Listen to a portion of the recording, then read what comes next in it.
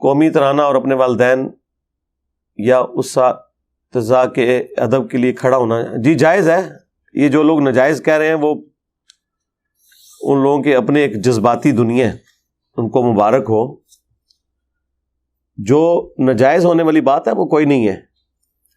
وہ جو حدیث شریف ہے وہ بالکل ڈیفرنٹ کانٹیکسٹ میں ہے, جو جامع ترمذی میں ہے کہ جس شخص کی یہ خواہش ہو کہ لوگ اس کے استقبال میں کھڑے ہو جائیں وہ اپنا مقام جہنم میں دیکھ لے. ٹھیک ہے, یہ حدیث ہی بتا رہی ہے کہ جس شخص کے لیے لوگ کھڑے ہو رہے ہیں نا, یہ اس سے متعلق حدیث ہے, نہ کہ کھڑے ہونے والوں سے متعلق. ورنہ تو حدیث یہ ہونی چاہیے تھی کہ جو شخص کسی کے استقبال کے لیے کھڑا ہو وہ جہنمی ہے. ٹائم قیامت تک ہے, کوئی ضعیف روایتی لے آئے. تو اس کا مطلب یہ بتایا جا رہا ہے کہ جو وہ شخص ہے نا وہ اپنے اندر تکبر نہ پیدا کرے. ویسے اسے کوئی پروٹوکول دینا چاہتا ہے وہ لوگوں کا رائٹ ہے. جامع ترمذی میں ایک اور حدیث ہے, انس بن مالک کہتے ہیں کہ ایک شخص ہم میں آتا تھا جو ہمیں سب سے بڑھ کر محبوب تھا, لیکن ہم کبھی بھی ان کے استقبال کے لیے کھڑے نہیں ہوئے کیونکہ وہ اس بات کو ناپسند فرماتے تھے, اور وہ اللہ کے رسول تھے صلی اللہ علیہ وآلہ وسلم. اچھا, یہ حدیث جو ترمذی کی ہے یہ بھی اس پر گواہی دے رہی ہے کہ نبی علیہ السلام نے اسے حرام نہیں فرمایا, بلکہ آپ کا ذاتی شغف تھا کہ میرے استقبال کے لیے کوئی کھڑا نہ ہو. انس بن مالک کے الفاظ دیکھیں نا, ورنہ تو انس بن مالک کا کام تھا کہ وہ اس کام کے حرام ہونے کا ذکر کرتے. وہ کہتے ہیں کہ اتنا بڑا شخص آتا تھا ہم کھڑے نہیں ہوتے تھے, یعنی ان کا دل کر رہا ہے کھڑے ہونے کو. اور پھر ریزن کیا بتا رہے ہیں کہ وہ اپنے حق میں اسے ناپسند فرماتے تھے. مراد یہ کہ نبی صلی اللہ علیہ وآلہ وسلم نے اسے شریعت کے طور پر حرام نہیں فرمایا, بلکہ اپنی ذات کے اعتبار سے. وہ تو میں بھی کرتا ہوں, میرے استقبال کے لیے کوئی یہاں کھڑا نہیں ہوتا, کوئی کھڑا ہونے کی کوشش بھی کرے اسے بٹھا دیتے ہیں. لیکن مجھے کوئی ملنے آتا ہے میں کھڑے ہو کے استقبال کرتا ہوں. ماں باپ آ جائیں کھڑا ہو سکتا ہوں تو کھڑا ہو جاتا ہوں. ٹیچر آ جائیں رسپیکٹ دیتا ہوں. بلکہ میں آپ کو بتاؤں گیم الٹ سکتی ہے اگر کوئی شخص کسی بڑے آدمی کے لیے جو واقعی جس کی وہ دل سے عزت کرتا ہے وہ کھڑا نہیں ہو رہا نا, این ممکن ہے کہ جو نہیں کھڑا ہو رہا اس کے اندر شیطان گھس گیا ہو تکبر کا کہ میں نہیں کھلوندا. یہ بھی ذرا ذہن میں دیکھیں. یعنی میں اپنے حق میں یہ سمجھتا ہوں کہ میرے سامنے کوئی بندہ ایسا آئے جس کی رسپیکٹ ہے ریلیجن کے پوائنٹ آف ویو سے, اور میں کھڑے ہو کر اس کا استقبال نہ کروں تو میں یہ سمجھوں گا کہ میرے اندر شیطان گھس گیا کہ میں اسے ڈیو رسپیکٹ نہیں دینا چاہتا. میں نے ہر وہ کام کرنا ہے جس سے میں اپنے اندر چھپے ہوئے شیطان کو ڈیگریڈ کر سکوں. تو اس کا طریقہ یہ ہے کہ مجھے رسپیکٹ دینی ہے. غامدی صاحب کے آئے داماد حسن الیاس بھائی, نہ صرف میں نے کھڑے ہو کے انہیں ریسیو کیا بلکہ اپنی جو مین چیئر تھی اس کے اوپر ان کو بٹھایا, خود سائڈ پہ بیٹھا. کیا فرق پڑ گیا؟ صرف اس لیے کہ مجھے کہیں یہ خیال نہ آئے کہ میں کوئی بہت بڑی چیز ہوں. تو اندر کی میں مارتے مارتے یہ نہ ہو کہ سب سے بڑی میں آپ کے اندر ہو جائے, میں نے ایسے کھلونا ہی نہیں جی. یہ آپ کیا میسج دے رہے ہیں کسی کو؟ رہا اس کا معاملہ تو آپ کے پاس کون سا تھرمامیٹر ہے چیک کرنے کا کہ اس کے دل کے اندر یہ تمنا ہے کہ لوگ اس کے لیے کھڑے ہوں؟ نہیں ہے نا. تو آپ ڈیو رسپیکٹ دیں اپنے ٹیچرز کو بھی, علماء کو بھی, جن سے آپ دین سیکھتے ہیں, یا آپ ان سے کالج اور یونیورسٹی کی تعلیم حاصل کرتے ہیں, یا آپ کے ماں باپ ہیں, یا آپ سے عمر میں بڑے ہیں. اس میں کوئی عیب والی بات نہیں ہے. کن چیزوں میں امت کو الجھا دیا ہے یہ بعض لوگوں نے, میں بڑا حیران ہوتا ہوں. اس کے اندر یعنی شرک کو داخل کر دیا. بھائی یار خدا کے لیے اللہ سے ڈر جاؤ. یہ تو الٹا آپ کے اندر تکبر آیا ہوا ہے. صحیح مسلم میں حدیث ہے جس کے دل میں رائی کے دانے کے برابر بھی تکبر ہوا نا وہ جنت میں نہیں جائے گا. جی تو صحابہ نے عرض کیا اللہ کے رسول بعض اوقات ہماری خواہش ہوتی ہے کہ ہمارے کپڑے اچھے ہوں, جوتیاں اچھی ہوں, گیٹ اپ اچھا ہو, کیا یہ بھی تکبر ہے؟ تو آپ نے فرمایا یہ تکبر نہیں ہے, اللہ بھی خوبصورت ہے اور خوبصورتی کو پسند فرماتا ہے. تکبر یہ ہے کہ تم حق بات سے اناد کرو, یعنی دل نے گواہی دے دی نا یہ بات ٹھیک ہے, پھر بھی تم نہ مانو. واقعی اس سے بڑا تو تکبر ہو ہی نہیں سکتا نا کہ قرآن و سنت کی کوئی بات آ جائے اور بندہ کہ میں نے نہیں ماننی, اور اللہ کے فضل سے, بلکہ کہنا چاہیے اللہ کے غضب سے دیندار طبقے میں یہ بات پائی جاتی ہے کہ آپ اسے بخاری مسلم سے نماز کا طریقہ بھی بتا دیں, کیسا تکبر اس کے اندر جھلکتا ہے. اس نے نہیں رفع الیدین پھر بھی شروع کرنا, تیرے ہوتے جنم لیا ہوتا, رفع الیدین پھر بھی نہیں سی تو کرنا.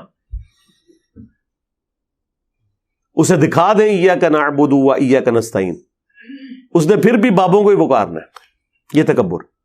تو فرمایا تکبر یہ ہے کہ تم حق بات سے اناد کرو اور دوسروں کو حقیر جانو. دوسروں کو حقیر جاننے میں تو یہ ہو سکتا ہے نا کہ جب آپ کسی کو پروٹوکول نہ دیں تو ایک لمحے کے لیے آپ کے دل میں یہ گمان آ جائے کہ میں اسے بہتر ہوں, بس گئے تو اسی اس گل نو لے کے بیٹھے رہو, تعظیم کے لیے کھڑا نہیں ہونا چاہیے. تو گیا, تیرے اندر شیطان وڑ گیا جڑا نہیں کھلوتا, تو کھلو جائے گا تو ایمان بچا لے گا. اور وہ تو مسئلہ ہی تیرا جعلی ہے نا کہ تعظیم کے لیے کھڑا نہیں ہوا جا سکتا. تو نے تعظیم کے لیے کھڑے نہ ہو کے اپنے اندر بیٹھے ہوئے شیطان کو ایکسپوز کر لیا ہے کہ سب سے بڑا شیطان تو ہے, تیرے اندر اتنا تکبر ہے کہ تو کسی کو اتنا پروٹوکول دینے کے لیے تیار نہیں. دوسری طرف تو آپ کو بتاتے ہیں کہ سیدہ فاطمہ جب آتی حضور کھڑے ہو جاتے ہیں ان کے استقبال کے لیے, چادر بچھا دیتے, مرحبا پیاری بیٹی, بوسا دیتے, سب کچھ. یار یہ نارمز ہوتی ہیں. یہ کون سا دین تم لوگ سکھا رہے ہو آ کے؟ اکثر مجھے بھی لوگ بھیجتے رہتے ہیں جو ڈاکٹر سرار صاحب نے, یار ڈاکٹر سرار صاحب نے کہہ دیا تو بس اللہ تعالیٰ ان کی غلطی سے درگزر فرمائے. ٹھیک ہے, غلطی کسی کو بھی لگ سکتی ہے. بخاری مسلم دونوں میں حدیث ہے, سعد ابن معاذ رضی اللہ تعالیٰ عنہ اوس کے سردار تھے. یہ دو ڈومیننٹ بندے ہیں سعد نام کے, انصار مدینہ میں سے, سعد ابن معاذ اور سعد ابن عبادہ. سعد ابن معاذ اوس کے سردار اور سعد ابن عبادہ خزرج کے سردار. ان دونوں کی وجہ سے ہی اسلام پھر پھیلا ہے.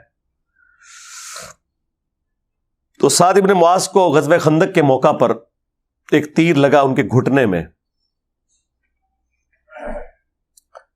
زخم لگ گیا ان کو.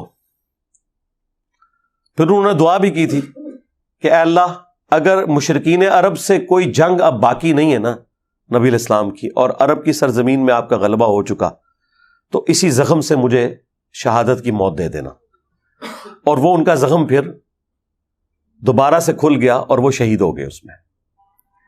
کیونکہ خندق کے موقع پر ہی بخاری میں آتا ہے حضور نے یہ کہہ دیا تھا کہ یہ آخری دفعہ مشرکین عرب آئے ہیں اب یہاں, اب تم ان پہ چڑھائی کرو گے. اور وہی ہوا کہ دیکھیں نا, اس سے پہلے وہ بدر میں آئے, احد میں آئے, خندق میں آئے, لیکن اس کے بعد نبی علیہ السلام ہی گئے. پہلی دفعہ تو صلح حدیبیہ ہو گئی اور اس کے بعد پھر فتح مکہ ہوئی. تو اب جب ان کے گھٹنے پہ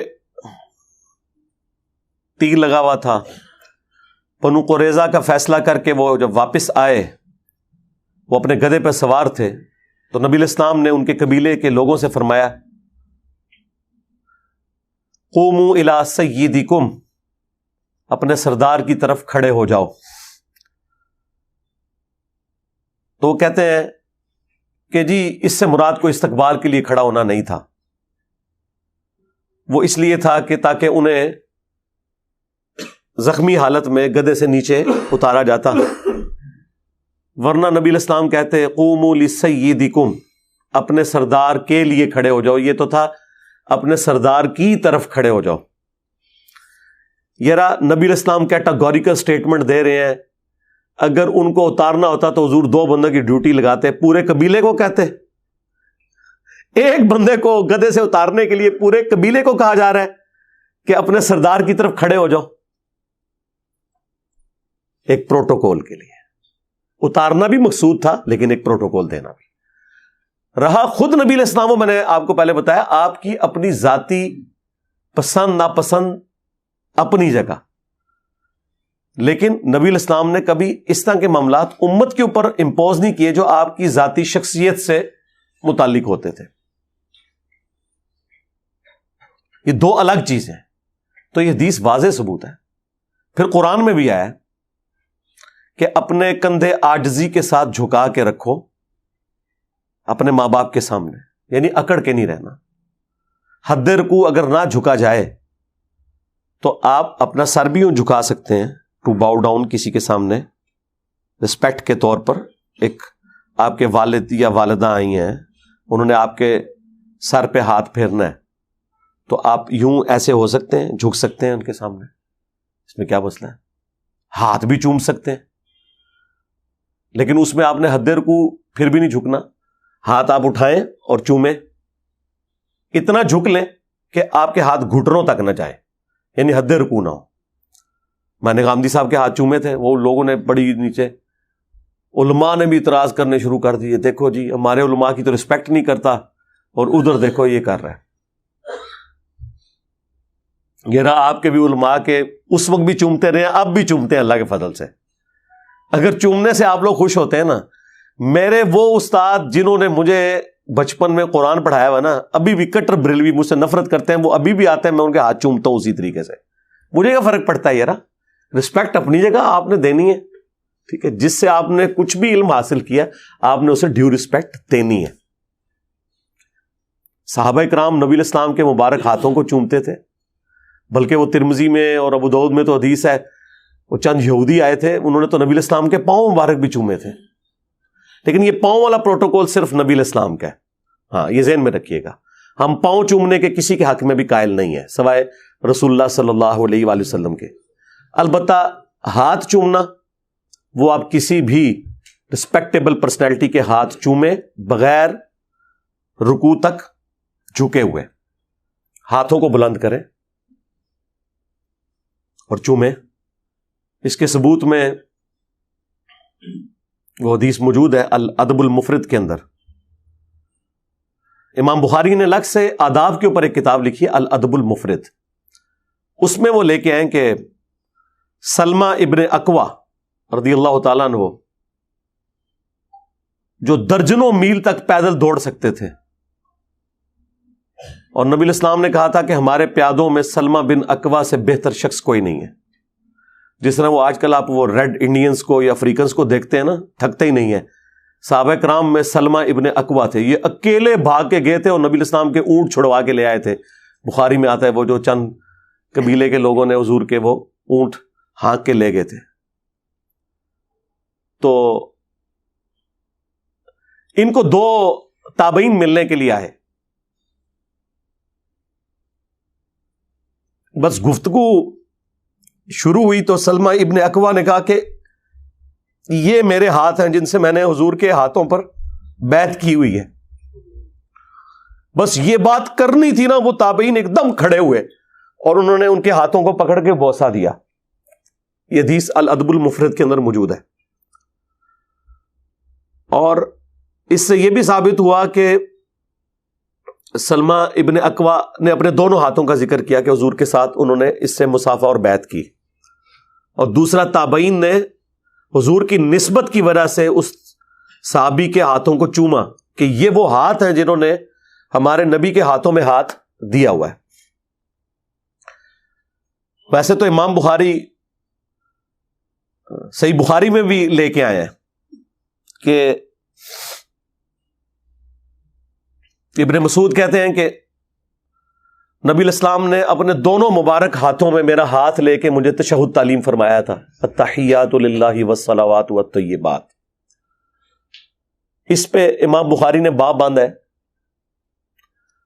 2 ہاتھ سے مصافحہ کا مشروع ہونا. امام بخاری نے اسے ثابت کیا ہے کہ نبی الاسلام سے یہ اصلاً ثابت ہو گیا کہ آپ نے ایک صحابی کے ہاتھ کو اپنے دونوں ہاتھوں میں لیا. اب یہ جب ہم اہل حدیث کو بتاتے ہیں کہ یار یہ تو بخاری میں لکھا ہوا ہے، اوپر امام بخاری نے اس سے رزلٹ بھی نکالا ہے، ایون اوپر چیپٹر کی ہیڈنگ میں وہ لے کے بھی آئے ہیں اسلاف کے بارے میں کہ وہ 2 ہاتھ سے مصافحہ کرتے تھے. اب لیکن چونکہ اب انہوں نے ایک ضد بنائی ہوئی ہے، وہ کہتے ہیں یہ امام بخاری کا اپنا فہم ہے، ہم نہیں مانتے. تو پھر میں نے انہیں الادب المفرد سے یہ حدیث پیش کی تھی موقوفاً سلمہ ابن اکوا والی کہ یار یہ تو ثابت ہے. کہتے نہیں جی وہ ابن مسعود کا تو 1 ہاتھ تھا اور حضور کے 2 ہاتھ تھے. شرم کرو یار، تم امیجن کر سکتے ہو کہ اللہ کے نبی کسی کا ہاتھ پکڑیں اپنے دونوں ہاتھوں سے اور وہ اتنا متکبر ہو کہ اس نے دوسرا ہاتھ سائڈ پہ رکھا ہوا ہو؟ یہ ہو ہی نہیں سکتا.